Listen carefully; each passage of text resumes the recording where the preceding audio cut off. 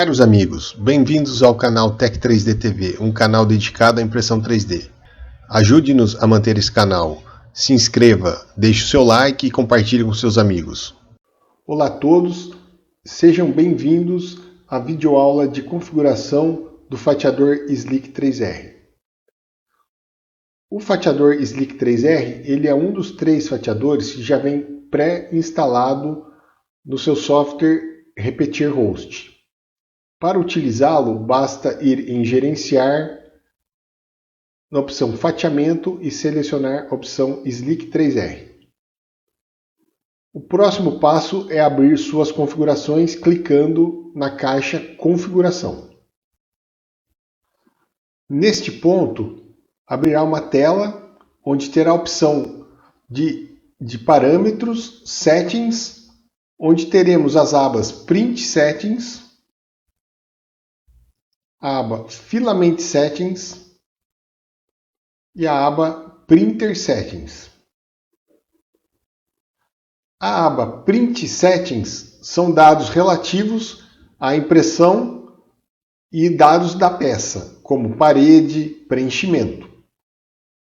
A aba Filament Settings são dados do seu filamento, ABS, PLA ou outro tipo de filamento. E por último, as configurações da impressora, que são dados relativos à retração, Start G-Code, extrusora, por exemplo. A seguir, trataremos de cada aba e os seus campos e parâmetros. A primeira aba que vamos falar é a aba Print Settings, que são dados de configuração da construção da peça, onde nós temos o primeiro campo Layer and Perimeters, que consiste as alturas da camada e quantidade de camadas das paredes da peça. O primeiro campo Layer Height, que é a altura da camada, significa a resolução da peça. Alturas menores terão peças mais precisas com o tempo de pressão maior. Peças com altura de camadas maiores, vamos citar 0,3, tem menores resoluções, mas com tempo de impressão bem menor. Essa decisão você tem que tomar baseado nos detalhes de sua peça e na função e aplicabilidade que ela vai ter. Outra função bem interessante nesse aspecto é o Use Adaptive Slicing, que consiste o fatiador vai fazer uma otimização das alturas das camadas mediante o desenho e os ângulos que ele possui para tornar uma peça mais rápida ou mais precisa, onde 100% é uma peça mais rápida e 0% é uma peça mais precisa possível e, portanto, mais demorada. Caso tenha interesse, utilize essa função para peças que tenham partes com detalhes e partes mais retas que você possa otimizar o tempo.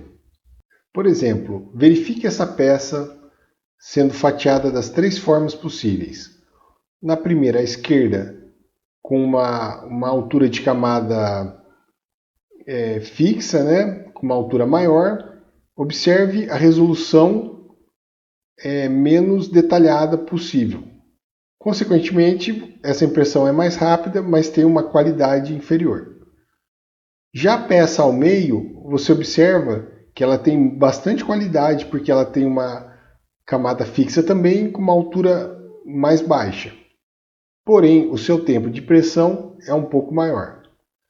Já a peça à direita, ela tem os dois tipos de configuração. Nas primeiras camadas, onde não precisa de definição, ela tem uma altura de camada maior. Aonde necessita de mais ângulos, ela tem uma resolução de camada menor. E para cima aqui também, conforme menos resolução ela precisa, e no topo ela volta a ter uma resolução maior. Este gráfico aqui mostra a altura da camada, sendo que a faixa de altura de camada é limitada mediante também alguns parâmetros dentro do Repetier, dentro do SLIC 3R. Os próximos parâmetros são os Vertical Shields, que são as paredes laterais da peça, o Horizontal Shields, que são as camadas de fechamento na base, que é o bottom, e as camadas de fechamento na parte superior, que é o top. Um detalhe importante é o aumento dessas camadas que ajuda no fechamento de peças, tipo crânio, por exemplo, vamos pegar aqui a coruja, nessa parte superior, onde nós temos esse fechamento, conforme mais camadas de fechamento, melhor vai ser, porque vai aparecer mais compacta e menos falha nesse ponto, né? Então, sempre configure, quando tiver essa situação, mais camadas de top. Para peças básicas, manter o padrão de 3 camadas, né? Outro fator importante aqui é quando você sobe uma camada, quando tem o layer change, o tipo, qual vai ser a sequência, a ordem que ela vai fazer essa mudança. Nós temos o random, que é qualquer posição, o nearest, que ele vai para a posição mais próxima possível, e o aligned, onde ele vai subir sempre na mesma posição. Evitar essa configuração, pois ela pode deixar marcas conforme vai passando as camadas. Eu uso nearest, mas você pode usar também random, que pode ter bons resultados. O próximo campo é o campo infill, que é o preenchimento da peça. Aqui você vai programar a densidade. Para peças artísticas é bom uma densidade menor, que não requer muito material. E para peças funcionais você pode aumentar essa porcentagem para dar mais resistência à peça, né? O legal aqui, você pode programar também um padrão de preenchimento. Existe uma série aqui de padrões. Você pode usar o retilíneo, né?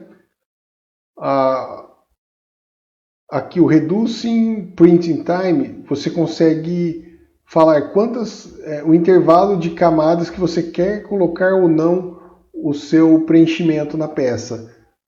Por padrão, eu uso em todas as camadas, então você deixa 1. Caso você queira intercalar, é aumentar esse número aqui. O próximo passo aqui é o parâmetro Only Retract When Cross Perimeters. Verifique sempre que ele está configurado. O próximo campo é o campo Skirt and Brim. Esses parâmetros são ligados à inicialização da peça, onde você tem o skirt ou saia, vão ser voltas que o bico faz em torno da peça com uma certa distância. Eu utilizo essa configuração para o PLA, para que libere o fluxo e quando chegar na peça ele começa a imprimir de forma adequada, já com o fluxo já estabelecido. Aqui você programa quantas voltas você quer na peça, por exemplo, 3 voltas, e a distância do objeto. Já na opção Brim, seria tipo uma lateral na peça, onde ele amplia a área de adesão, muito indicado para o filamento ABS, onde você programa a quantidade de milímetros aqui, o espaço em volta da peça, e caso queira mais de uma camada e uma altura maior, você pode programar. Mas por padrão, nós utilizamos apenas na primeira camada alguns milímetros aí de lateral. Detalhe importante também é o tamanho da peça. Quanto maior for a peça, dependendo do desenho, você pode colocar mais ou menos aqui a lateral da peça. O próximo campo é o campo Support Material. Ele previamente não vem setado, né? Ele precisa ser habilitado mediante a sua necessidade para fatiar a peça. Então você pode clicar ou não aqui nessa opção, onde você tem o Overhang Threshold, é o ângulo que ele vai até esse ângulo, ele não gera suporte. Uma peça que apresente um desenho com um ângulo superior a 60 graus, ele vai gerar um suporte embaixo. O outro detalhe aqui é o raft, que são É tipo uma base, né? Aí você programa quantas camadas você quiser. Isso serve para que a peça não seja impressa direta na mesa e sim sobre um plástico. Dessa forma, aumentando também bastante a adesão. E aqui abaixo estão os detalhes, quais são os parâmetros desse suporte. Por exemplo, a distância para a peça, para você poder destacar ela, né? Se ela fosse grudada, depois você não consegue retirar. O padrão do preenchimento dentro do suporte, o distanciamento dele. Conforme menor esse parâmetro, mais próximo fica o preenchimento. Ele fica mais forte, só que demora mais impressão. Outro detalhe importante é a quantidade de camadas de distância para a peça. Conforme mais próximo, depois é mais difícil de descolar o suporte da peça. Então a gente utiliza aqui o padrão mesmo de três camadas. Tá? Outro detalhe, você não precisa suportar as pontes. Quando você tem uma impressão entre dois pontos relativamente próximo, ele não executa, ele não gera o suporte na peça. O próximo campo é o campo de velocidades. Numa peça, nunca você vai ter uma velocidade padrão para todas as partes da peça. Então, o fatiador ele separa por partes para você otimizar o tempo e a qualidade da peça.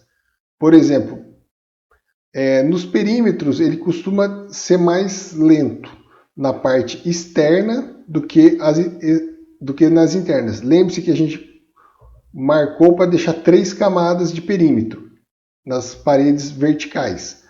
Ou seja, nas 2 camadas internas ele executa 60 milímetros por segundo. Na camada mais externa ele vai executar 36 milímetros por segundo, deixando mais lento e, consequentemente, uma qualidade melhor. Aí você tem as velocidades separadas do infio, do top solid, alguma parte sólida também.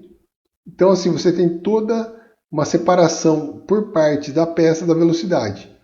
Outra velocidade importante é o travel, que são movimentos onde não há impressão, que vai de um ponto ao outro. Você pode aumentar essa velocidade para diminuir o tempo total de impressão.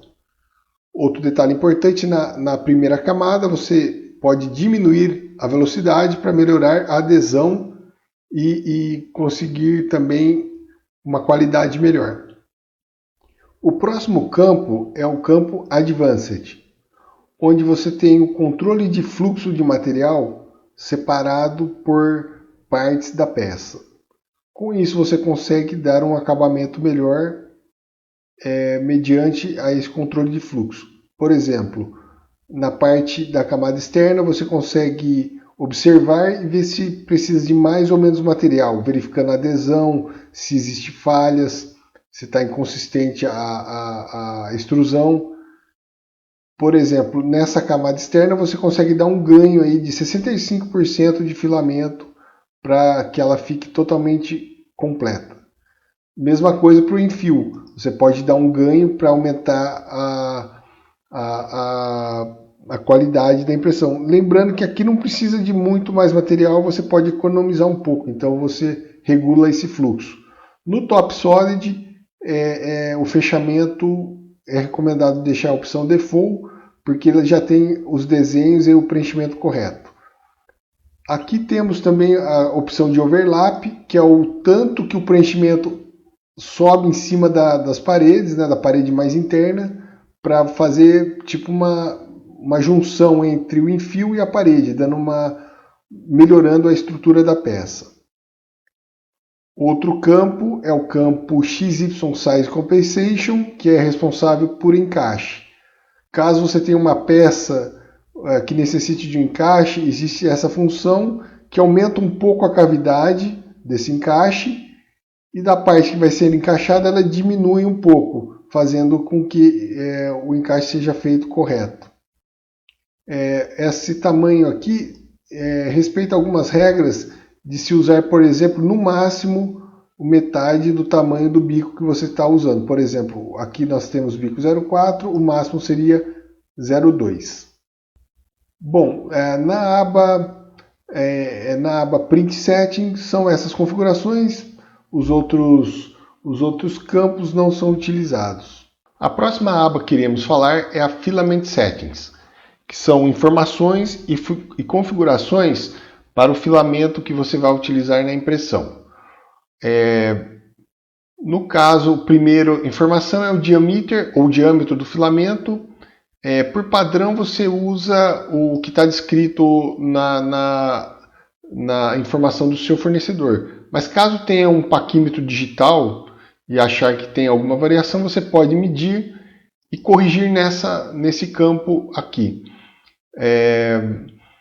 Outro ajuste de fluxo de material é o Extrusion Multiplier, que você controla a porcentagem de material que você manda para a extrusora. Mediante as verificações na impressão, você pode corrigir por aqui. Lembre-se de fazer antes a calibração da sua extrusora, verificando se a distância que ele movimenta de filamento é o que está descrito no comando. As próximas configurações que são muito importantes é a temperatura da extrusora para a primeira camada, lembrando sempre que pode ser necessário um pouquinho mais de temperatura aqui para melhorar a adesão, e para as outras camadas você pode baixar um pouco para que tenha uma melhor qualidade da peça.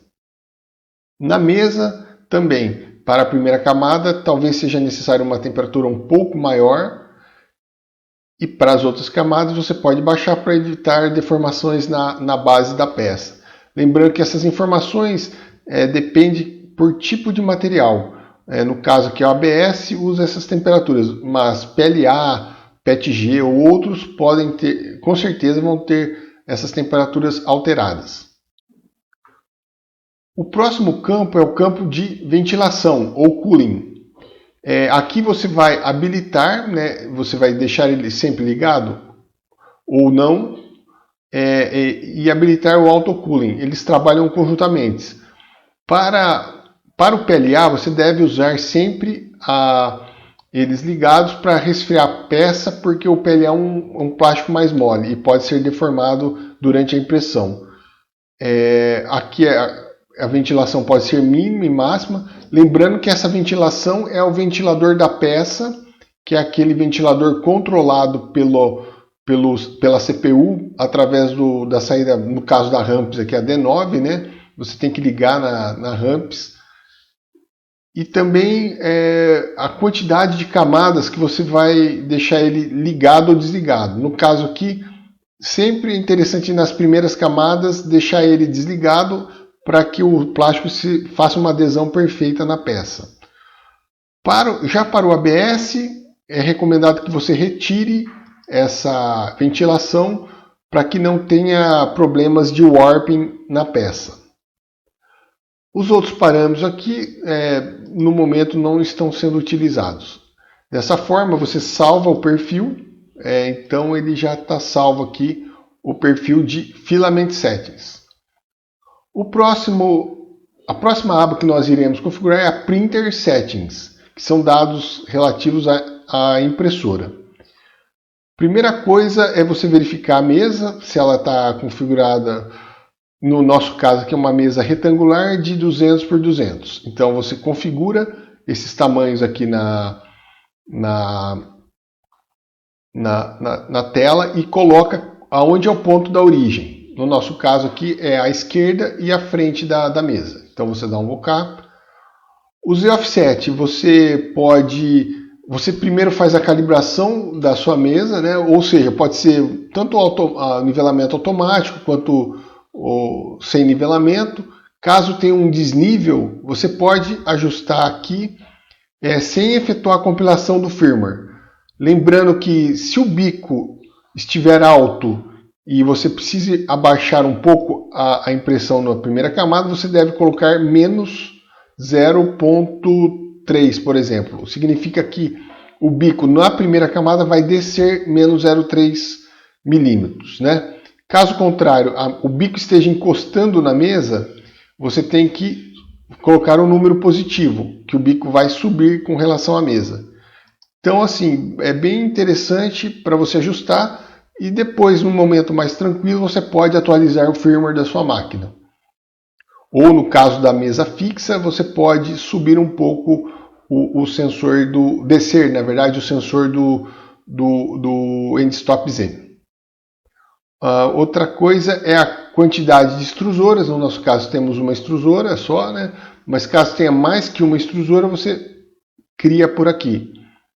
Você tem que informar se a sua impressora é com mesa aquecida ou não, porque se você não tiver mesa aquecida, ela desabilita as medições da mesa aquecida.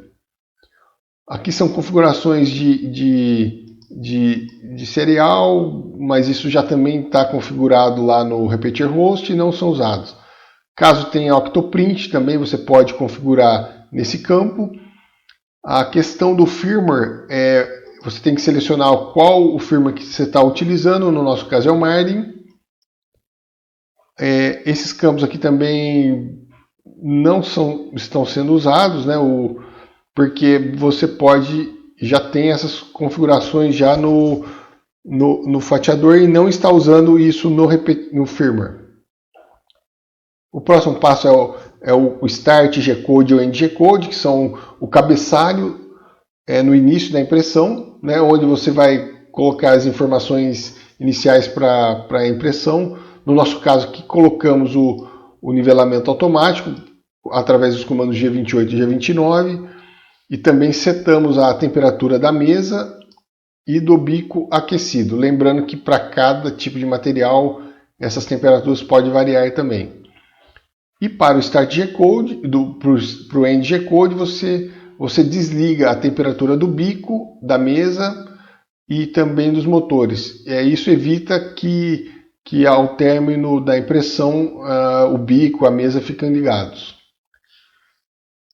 E por último aqui a Extruder 1, onde você vai configurar o tamanho do nose que você tem na impressora, os limites da altura da camada de 0,15 no mínimo e 0,3.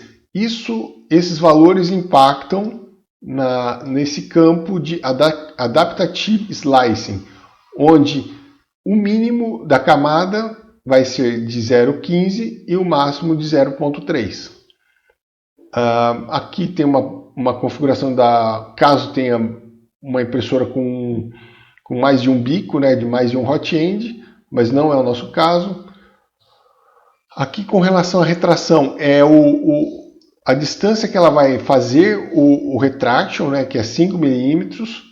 Caso queira o Lift Z, quando a impressão faz um travel, esse deslocamento ele pode ser no nível que ele estava antes, né, sem fazer nenhum levantamento, ou ele levante o bico para fazer a movimentação, deixa um pouco mais lenta, mas evita que o bico encoste, por exemplo, num fechamento da peça, né? Outra coisa que é a velocidade de retração. Sempre é interessante velocidades mais rápidas para ter melhor qualidade. E aqui você habilita sempre, quando for fazer uma layer change, ou seja, subir de uma camada para outra, ele faça essa retração, o que aumenta muito a qualidade. Bom, as configurações do Printer Settings, você tem que salvar aqui no perfil. Você pode dar o nome que você quiser para o perfil, seja por máquina e filamento. Você salva e pronto, suas configurações do Slick 3R estão prontas.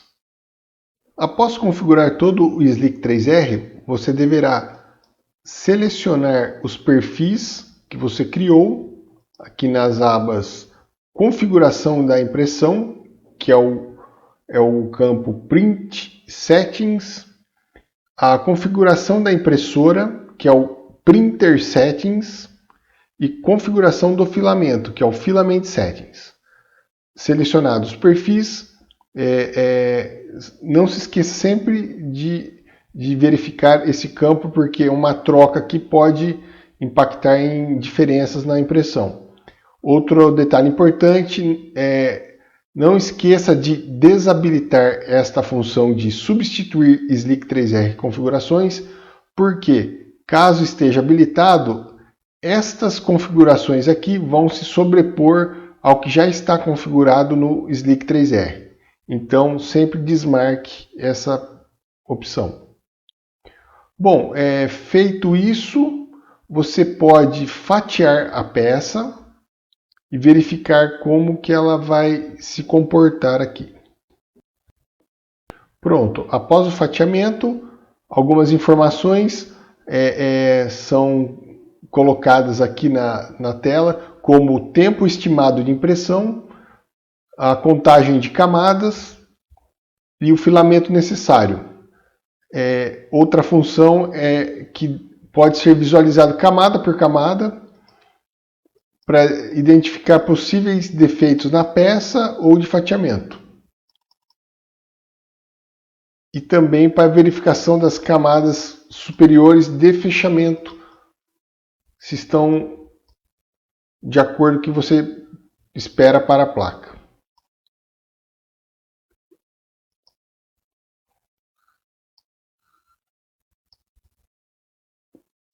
Bom, sendo assim, está concluída a parte do Slic 3R. Caso queira mais informações, você tem um manual que se encontra no site do Slic 3R e que está descrito nas informações a seguir. Até a nossa próxima videoaula. Não esqueça de se inscrever em nosso canal para receber novidades. Deixe seu like e compartilhe com seus amigos. Confira nossos produtos em nossa loja tec3d.com.br, onde temos impressoras e kits de excelente qualidade, com suporte técnico nacional e ótima relação custo-benefício. Confira!